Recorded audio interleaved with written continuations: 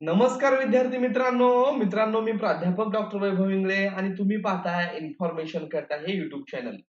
मित्रांनो एम.एस.सी.ई.टी, cap registration विविध कोर्सेससाठी जसं की एल-एल-बी 3 इयर त्याचबरोबर एम.पी.एड आणि काही दिवसामध्येच एल-एल-बी 5 इयर तसेच एम.एस.टी सी-ई-टी वगैरे आता हळू सर्व सुरू होणार आहेत. पण आता विद्यार्थ्यांसमोर एक प्रश्न आहे की त्यांचा फायनल इयरचा रिझल्ट आणखीन पेंडिंग आहे. म्हणजेच त्यांच्या युनिव्हर्सिटीने आणखीन डिक्लेअर केलेलं नाहीये. काही युनिव्हर्सिटीचा डिक्लेअर झालेला असेल, काहीचा आणखीन झालेला नसेल. तर मग अशा विद्यार्थ्यांनी कॅपचं रजिस्ट्रेशन कसं कंप्लीट करायचं हा त्यांच्यासमोर प्रश्न आहे. तर याच प्रश्नाचं उत्तर आपण या व्हिडिओमध्ये पाहणार आहोत.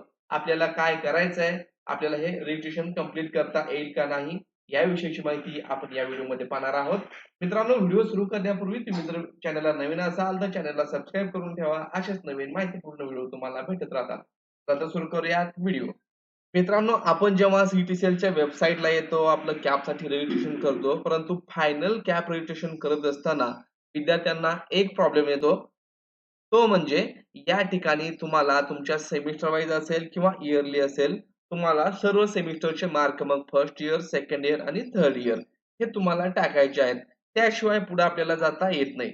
मग आता काही विद्यार्थी असं पण म्हणतात, की सर आता आमचा आणखी रिझल्ट लागलेला नाहीये आणि 30 जून ही रजिस्ट्रेशनची शेवट तारीख आहे. तर मग आम्ही काय करतो, की या ठिकाणी काहीतरी लमसम मार्क टाकतो अंदाजे आणि पुढे जातो. पण मित्रांनो असं करू नका. जरी तुम्ही असं केलंत, तरी शेवटी जो आहे तो पुढचा जो कॉलम आहे, तर इथं तुम्हाला काय करायचं, की statement of marks of graduation plus conversion certificate तुमच्या तिन्ही इयरच्या मार्कशीटचे तुम्हाला एका पीडीएफ फाईलमध्ये इन्क्लूड करून त्याचं कन्व्हर्जन सर्टिफिकेट तयार करायचं आहे आणि ते तुम्हाला अपलोड करायचं आहे. आणि हे डॉक्युमेंट आपले चेक होणार आहेत, व्हेरिफाय होणार आहेत आणि तिथे जर तुम्ही फेक डॉक्युमेंट काही जोडले तर तुमचा फॉर्म किंवा फॉर्म म्हणण्यापेक्षा तुमचे डॉक्युमेंट ते रिजेक्ट होईल. प्रॉपरली तुम्ही अपलोड केलेलं नाहीये असं दाखवेल आणि जोपर्यंत डॉक्युमेंट व्हेरिफाय होत नाही तोपर्यंत पुढे तुमचा नंबर मेरिट लिस्ट मध्ये येत नाही. आता ते डॉक्युमेंट परत आपल्याला रिअपलोड देखील करता येतं, तो नो इश्यू.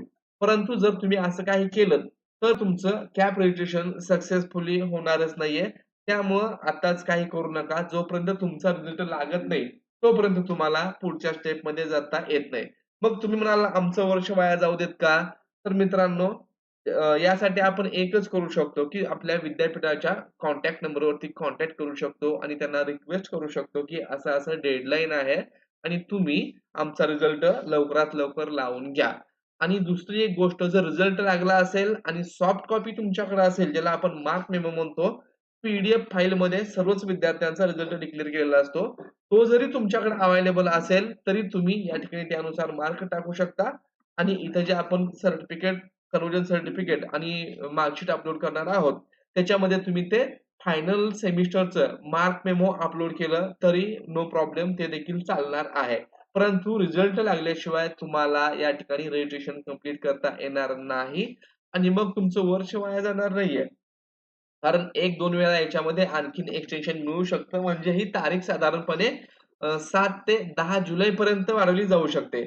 त्याच्यापुढे जास्त काही वाढवतील असं वाटत नाही. फार तर 15 जुलैपर्यंत एक्सटेंड होईल. कारण तोपर्यंत सर्व विद्यापीठांचे रिझल्ट हळू लागायला सुरुवात होते.